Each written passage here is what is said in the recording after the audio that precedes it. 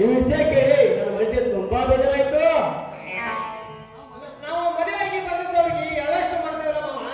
ನಮ್ಮ ಪ್ರೀತಿ ಸ್ವಾರ್ಥಕವಾಯ್ತು ಅರ್ಥವಾಗಲಿಲ್ಲ. ಹತ್ತು ಬರೋದು ನಮ್ಗೆ ಅಂತ ಹಾಗೆ ಬೇಕ. ಇದೇ ಖುಷಿ ನೀಡ್ತಾರೆ ಎಲ್ಲರೂ ಸೇರಿ ನೈಟ್ ಪಾರ್ಟಿ ಮಾಡೋಣ. ಅಣ್ಣ, ನಮ್ಮ ಯಜಮಾನರಿಗೆ ನೀವು ಬಹಳ ಕುಡಿಸಬೇಡಿ. ಬೇಬಿ, ನಾನು ಮೊನ್ನೆ ನನ್ನ ಕಲ್ಯಾಣನಿಗೆ ಕುಡಿಸಿದ್ನಲ್ಲ, ನಾನು ಕುಡಿಸಲು ಹೇಗೆ ಬರಲಿ ಚಿನ್ನ, ನೀನು ವಿಷಯ ಕೊಟ್ಟರು ಅಮೃತ ತರ ಇರುತ್ತೆ. ಅವತ್ತ ನಾನು ಸ್ವರ್ಗಕ್ಕೆ ಹೋಗಿ ಬಂದಾಯ್ತು. ನೀನು ಮಾಡುವ ಕೆಲಸ ನೋಡಿ ನೀನು ನಾನು ಮನಸ್ಸಿರ್ತೀವಿ.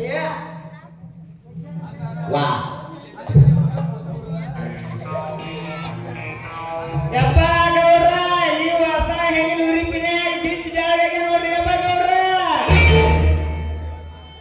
ರೇವತಿ ಇವನ ಕೈಯಿಂದ ಇವ್ರು ಸರ್ವವಾಸ್ತಿಯನ್ನು ನಿನ್ನ ಹೆಸರೇ ಬರ್ಸೋಕೆ ಅಂತ ಕೋಳಿಸಿದ್ದೇನಮ್ಮ. ಏನಾಯ್ತು? ಅಣ್ಣ, ತೋಳು ಹಚ್ಚಿದ್ರಾಯ್ತು, ಆಸ್ತಿ ಬರ್ಸಿಕೊಂಡಿದ್ದು ಇವರೀಗ ಬರೀ ಗಂಡ. ಯಾರ ಮನೆ ಯಾರ ಆಸ್ತಿ ನನಗೂ ಒಂದು ಅರ್ಥವಾಗುತ್ತಿಲ್ಲ. ಏನಾಯ್ತಂತ ಬಿಡಿಸಿ ಹೇಳು. ಬೇಬಿ, ನೀನು ಮೊನ್ನೆ ತುಂಬಾ ಕುಡಿದಿದ್ದಿ. ಆ ಕುಡಿದ ಮತ್ತಿನಲ್ಲಿ ನಾನು ನಿನ್ನ ಕೈಯ ಆಸ್ತಿ ಪತ್ರಕ್ಕೆ ಸಹಿ ಹಾಕಿಸಿಕೊಟ್ಟು ಬಿಟ್ಟೆ. ಏ ತಮ್ಮ ಬರತ್ತ, ನಮ್ಮ ಗೌಡ್ರ ಅವ್ರ ತಂಗಿ ನಿನಗೆ ಕೊಟ್ಟಿದ್ದ. ನಿನ್ನ ಸರ್ವ ಆಸ್ತಿ ಅವ್ರ ಹೆಸರು ಮಾಡ್ಕೊಂಡು ತಮ್ಮ ಬರತ್ತ. ಎಂದೆಂದೂ ಮುಂದೆ ಬರಂಗಿಲ್ಲ ತಮ್ಮ. ಇಲ್ಲ, ಇದೆಲ್ಲ ಮೋಸ. ನನ್ನ ಉಸಿರು ಹೋದರು ನನ್ನ ಆಸ್ತಿ ನಿಮಗೆ ದಾಖಲೆ ಬಿಡುವುದಿಲ್ಲ. ಲೇ ಬಡ ಭಿಕಾರಿ, ನಿನಗೆ ಮಾತನಾಡುವ ಯೋಗ್ಯತೆ ಇಲ್ಲ. ನೋಡು, ನಾನು ನಿನ್ನ ಮನಸ್ಸು ಗೆಲ್ಲಲು ಬಂದಿದ್ದೆ, ಹಾಗೆ ನಿಮ್ಮ ಮನೆ ಒಡೆಯಲು ಕೂಡ ಬಂದಿದ್ದೆ.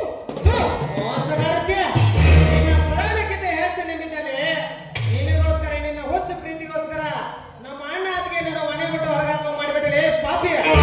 ಖಂಡಿತ ಉದ್ದಾರವಲ್ಲ. ಹೇ ಭರತ, ನಮ್ಮ ತಂಗಿ ಮೇಲೆ ಸೋತು ಬಂದರೆ ಸೋರ್ನ ಮೇಲೆ ಇದು ನಾನು ಜೋರು ಬರ್ತೇನೆ. ನಿನ್ನ ಸೋತ್ತಾನೆ ಇಲ್ಲ, ಇದೆಲ್ಲ ನ್ಯಾಯ ಹಂಚಿಕೆ. ನೀನು ಖಂಡಿತ ಉದ್ದಾರವಲ್ಲ. ನಮ್ಮ ಅಣ್ಣ ಅದಕ್ಕೆ ನಾನು ಮನೆ ಬಿಟ್ಟು ಹೊರಗಾಕ ಮಾಡಿಬಿಟ್ಟಲ್ಲ. ನಿನ್ನ ನೆಂಬಳಂತ ನಮ್ಮ ಅಣ್ಣ ಅತ್ತಿಗೆಯರು ನಮ್ಮ ಅಣ್ಣಂದರು ಎಷ್ಟು ಹೇಳಿದ್ರು, ಆದರೆ ಅವರ ಮಾತು ನಾನು ಕೇಳಲಿಲ್ಲ. ನಿನ್ನ ಮಾತು ಉಳಿಸಬಲ್ಲ.